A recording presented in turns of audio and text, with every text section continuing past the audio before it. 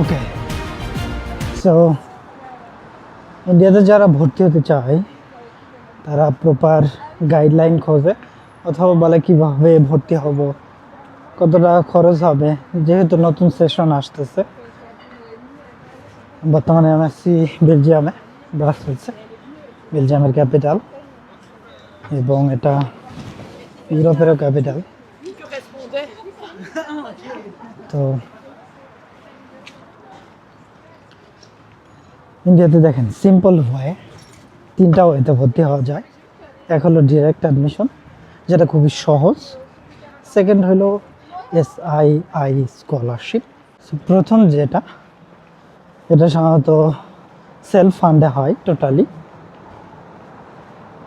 Direct admission যেটা private ইউনিভার্সিটিগুলোতে হয়ে থাকে। সেকেন্ড যেটা স্টাডি ইন্ডিয়া স্কলারশিপ, যেটা SII স্টাডি ইন ইন্ডিয়া।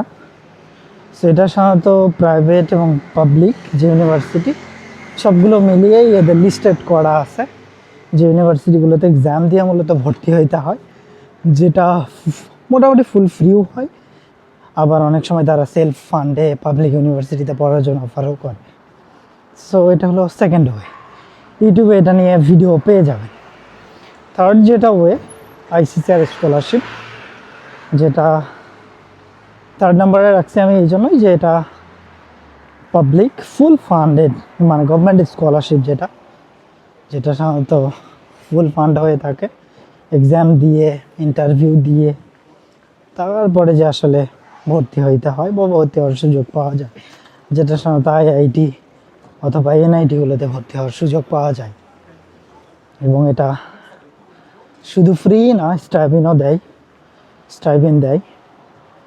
তো সবচেয়ে সহজ ইজি হয়ে হলো ডাইরেক্ট অ্যাডমিশন, প্রাইভেট ইউনিভার্সিটিগুলোতে অ্যাডমিশন নেওয়া। তো ICCR নিয়েও কিন্তু ইউটিউবে ভিডিও পেয়ে যাবেন, কমপ্লিট ভিডিও পেয়ে যাবেন কীভাবে ICCR স্কলারশিপের আবেদন করতে হয়। তো ডিরেক্ট অ্যাডমিশন যেগুলো প্রাইভেট ইউনিভার্সিটিতে, সেটা মূলত টাকা দিলেই ভর্তি হওয়া যায়।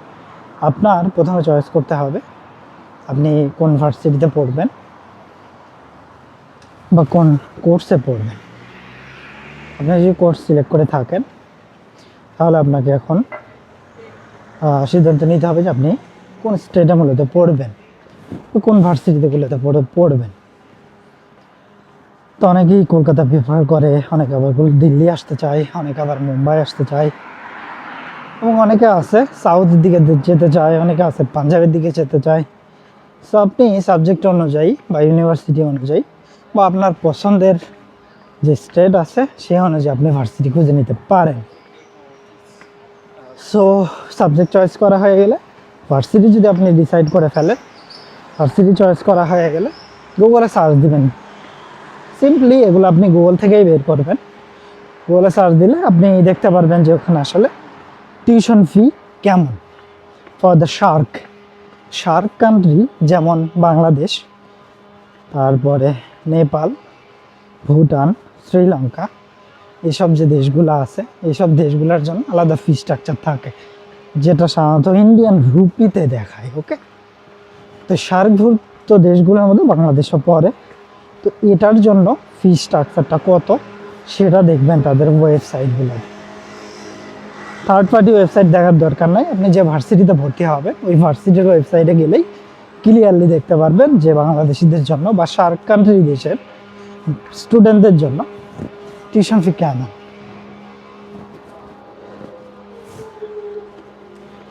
সো আপনি যখন সব কিছু চুজ করা হয়ে যাবে এবং আপনার সঙ্গে ম্যাচ করবে, সাধারণত খুবই সিম্পল ওয়েতে ভর্তি হওয়া যায়। তাদের ওয়েবসাইটে গেলে অ্যাপ্লিকেশন লিঙ্ক পাবেন বা ওদের পপ আপগুলো মানে সবসময় দেখতেই পাবেন যে অ্যাপ্লাই নাও করতেইছে। সুন্দর একটা জায়গা, এটা কোনো ঐতিহাসিক জায়গা হবে নিশ্চিত, একদম সেন্ট্রালে ব্রাসেলসে। সো ওখানে জেব্রা ক্রসিং আছে।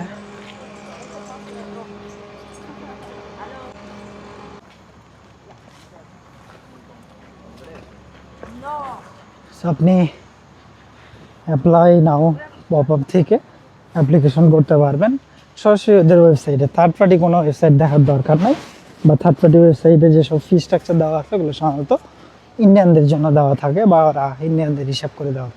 ইন্ডিয়ানদের জন্য অনেক সময় কম হয়, অথবা সার্কভুক্ত যেসব দেশগুলো আছে এগুলোর মতোই সেম ফি স্ট্রাকচার হয়ে থাকে তাদের।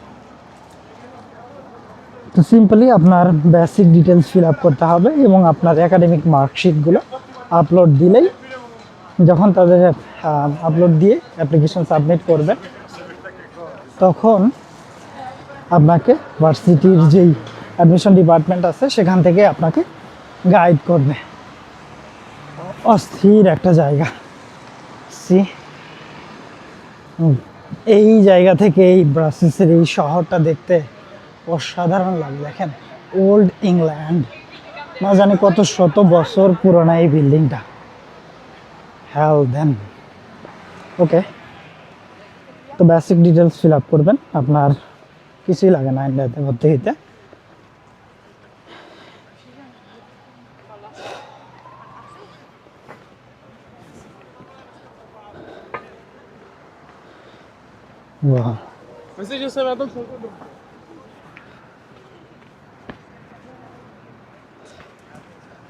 সেই জায়গাটা অসাধারণ লাগে।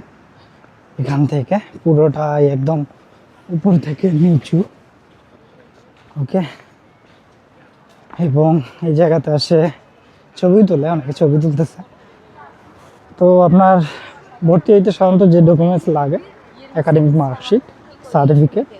যদি আপনার মার্কশিট না থাকে সেটাকে অনলাইনে অবশ্যই পাবেন, অনলাইন থেকে ডাউনলোড করে নেবেন। আমার ব্যাকগ্রাউন্ডটা দেখেন অনেক সুন্দর, আই হোপ সো।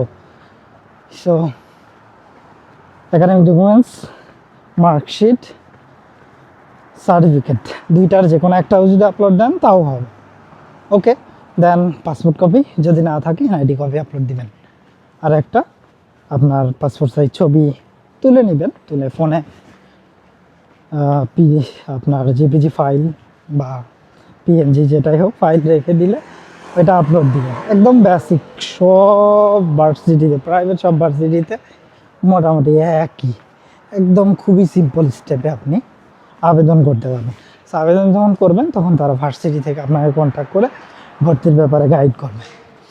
তো আমি এখন যদি বলি যে ওখানে ভর্তি হইতে কত টাকা খরচ হয় ইন্ডিয়াতে ভর্তি হইতে, তো ভর্তি হইতে ইন্ডিয়াতে 20,000 রুপি থেকে 40 অথবা 50,000 রুপি পর্যন্ত ইনিশিয়াল ফার্স্ট টাইম খরচ হয়। দেন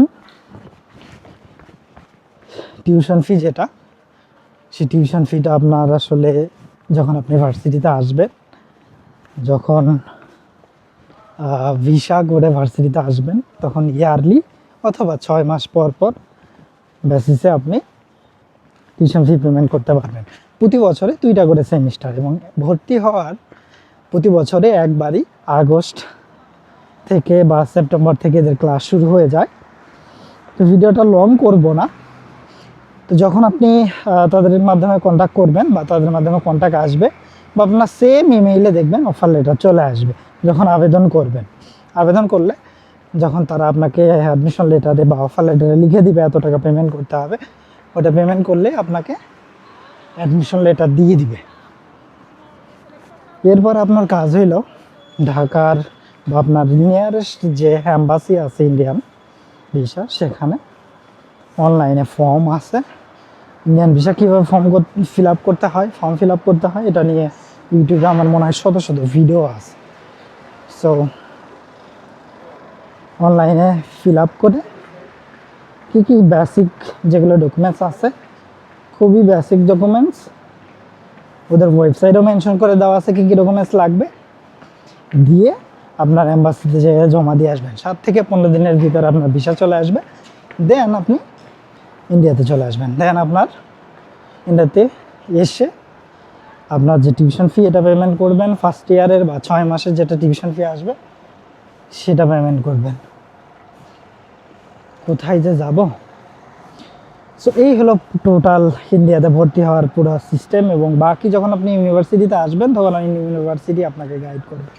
সেটা নিয়ে কনফিউশন হওয়ার কিছু নাই। এবং যদি ফুল কমপ্লিট প্রসেসে যদি আমার কোনো হেল্প লাগে তাহলে আমাকে মেসেজ দিবেন যে হ্যাঁ ভাই আমি সব কিছু সম্পর্কে আমার ধারণা আছে এবং আমার ডকুমেন্টস রেডি, আমার খরচ চালানোর সামর্থ্য আছে। তাহলে আমাকে মেসেজ করতে পারেন হোয়াটসঅ্যাপে অথবা ইমেইল করতে পারেন প্রপার ডকুমেন্টস সহ।